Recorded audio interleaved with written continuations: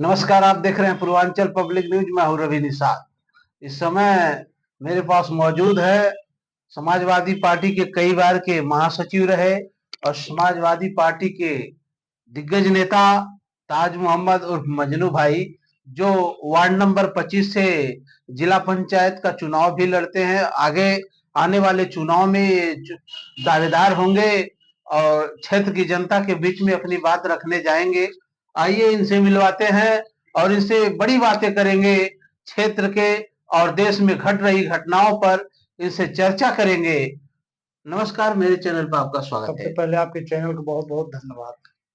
आज देश में घटनाक्रम ये हो रहे हैं कि समाजवादी पार्टी के नेता और पंडित हरिशंकर तिवारी के बेटों पर और पांडे हाथा पर ईडी का छापा पड़ा है।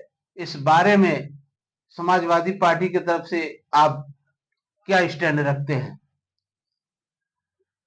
समाजवादी पार्टी, आपको मालूम होगा, आपके चैनल के माध्यम से मैं बताना चाहता हूँ कि समाजवादी पार्टी एक ऐसी पार्टी है, सारे समाज, सारे वर्ग के कहीं भी किसी के खिलाफ अत्याचार अन्याय होता है तो समाजवादी पार्टी के मुखिया के साथ साथ समाजवादी पार्टी के एक एक कार्यकर्ता न्याय दिलाने का लगातार प्रयास करते हैं।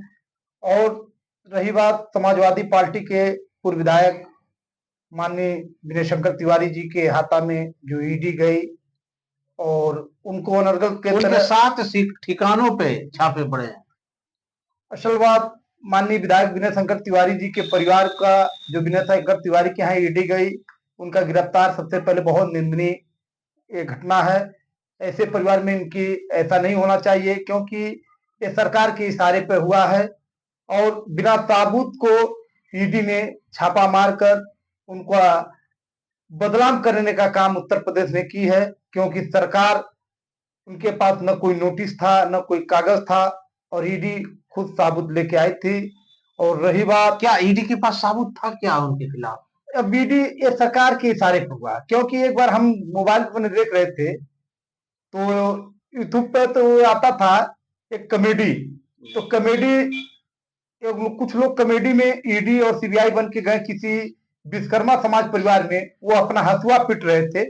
टूटा ही मड़ई था, एक कमरा मकान का था और सामने टीना उना डाल के अपना बिजनेस कर रहे थे। तो जब ईडी सीबीआई पहुंचा तो उसने कहा आपके घर बड़ा रुपया है और घोटाले वाले फर्जी वाला रुपया रखे हैं आप लोग। तो कहना नहीं, ऐसा तो नहीं है। तो कहना ईडी सीबीआई आप लोग हैं? कहना मैं ईडी सीबीआई से आया हूँ। कहना आप 2 मिनट रुकिए। वो अंदर गए कमरे में, उधर से भाजपा के कंधे पर नोछा लटका के जब आए तो वो कहा ईडी सीबीआई वो गलत जगह आ गए, आप लोग ये बहुत ईमानदार और सही है।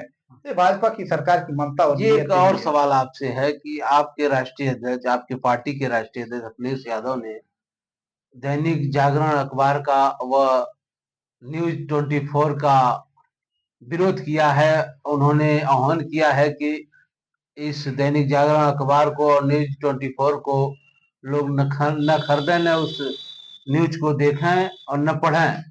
इस पे आप क्या कहना चाहते हैं? क्या कारण है कि हिंदुस्तान अखिलेश यादव के को इस पत्रिका का और चैनल का विरोध करना पड़ा? भारत का चौथा स्तंभ ये मीडिया और चैनल वाले होते हैं और मीडिया चैनल के किसी पार्टी के नहीं होते हैं। सरकार का जो आलोचना होता है उसको असलियत दिखाना चाहिए, मगर ये दैनिक जागरण के लोग मीडिया गोदी मीडिया हो गए हैं और बीजेपी से बिक चुके हैं।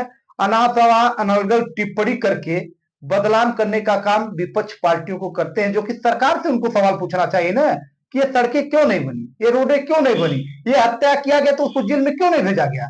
सरकार से उनसे पूछना चाहिए, मगर सरकार से न पूछकर सरकार से मिली हुई भगत है दैनिक जागरण के लोग। इसलिए हमारे माननीय राष्ट्रीय अध्यक्ष के आदेश और निर्देश पर पूरे प्रदेश में दैनिक जागरण को हम लोग बहिष्कार किए और सड़कों से लेकर सदन तक हम लोग ज्ञापन देने का काम किए और दैनिक जागरण को हम अखबार नहीं। एक और आखिरी सवाल, आप वार्ड नंबर 31 से चुनाव लड़ते हैं। आने वाले चुनाव में आप जनता के बीच में जाएंगे, आप क्या विजन लेकर जाएंगे? जनता के बीच में जाकर कैसे जनता को अपने पक्ष में कर पाएंगे?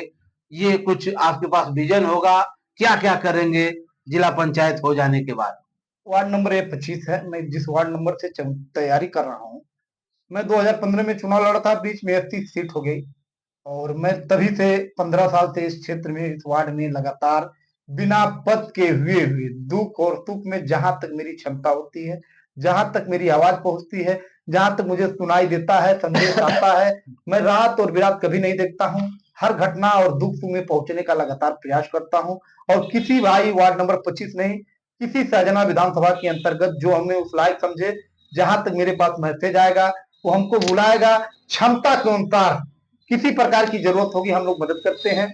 आज सरकार की बात करें तो सरकार तो बेलगाम हो गई है। हम सरकार की बात नहीं कर रहे हैं, आपके वार्ड में क्या विजन लेकर, क्या मुद्दे लेकर जनता के बीच में जाएंगे, जो मूलभूत जनता की सुविधाएं हैं और जरूरतें हैं, आप कैसे पूरा कर पाएंगे, जनता को कैसे अपने पक्ष में ले जा पाएंगे? अब मैं जनता के बीच अपने वार्ड नंबर 25 में उस बेस पर जाएंगे जो हमारे जनता की जो तमाम ऐसी समस्याएं हैं जिससे तमाम हमारी जनता जूझ रही है।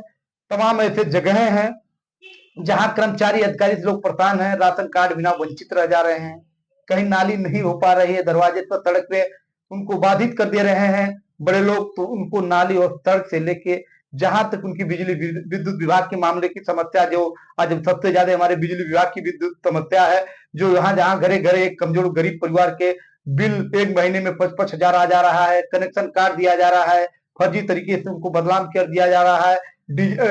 हमारे यहाँ मट्टी का तेल नहीं है, लाइट भग जाती है तो सजौती जो हम लोग जलाते थे उसको प्रणाम करते थे अग्नि माता को, उससे हम लोग वंचित कर दिए गए हैं। और उनका जब बिजली काट दिया जाता है तो उनको 400-500 रुपया दिया जाता है, तो आते हैं किसी तरह जुड़वाते हैं। आज ये समस्या जूझ रहे हैं। तो जितनी समस्याएं होंगी, नाली से लेके सड़क से लेके राशन कार्ड से लेके बिजली समस्या जो भी होगी, उनकी कंधों से कंधे मिलाकर उनकी आवाज बनकर हर जगह कर्मचारी अधिकारी से जहां भी लड़ना होगा, किसी दुख सुख या अस्पताल से लेकर तहसील तक लड़ने का लगातार प्रयास। एक आखिरी सवाल, आपके इस विजन में युवाओं के लिए क्या है? आप अपने क्षेत्र के युवाओं के लिए क्या करने की मंशा लेकर अब आएंगे? दुर्भाग्य है हमारे गोरखपुर जनपद का, उसी वार्ड में, वार्ड नंबर 25 गोरखपुर जनपद में आता है।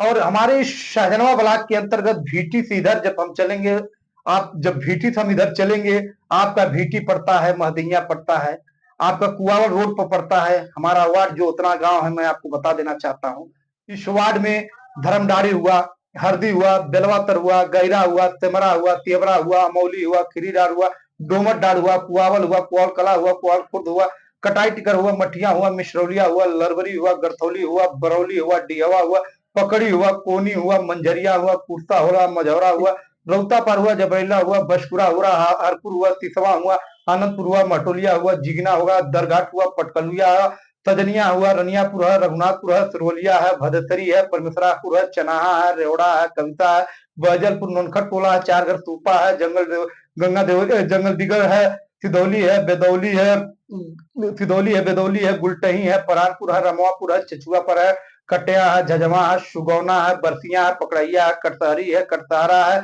सरैया है, तेमरी है, बुढ़हट है, नगरा है, डेरुआडी है, बुढ़हट है, खलंगवा है, भवानीपुर नगरा।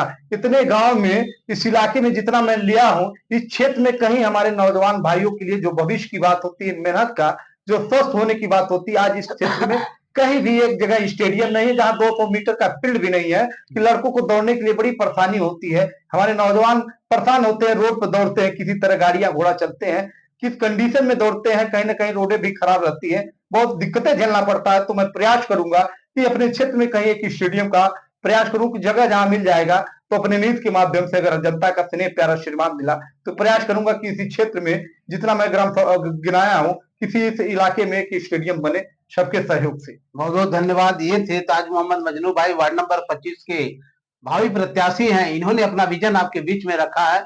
अब कमेंट बॉक्स में आप बताइएगा क्या क्या और मुद्दा है वार्ड नंबर 25 से। फिर इनसे बात करेंगे, अन्य अधिकारियों से बात करेंगे, इस बारे में नए प्रयोजन के साथ आएंगे। देखते रहिए पूर्वांचल पब्लिक न्यूज, रवि निषाद के साथ। नमस्कार।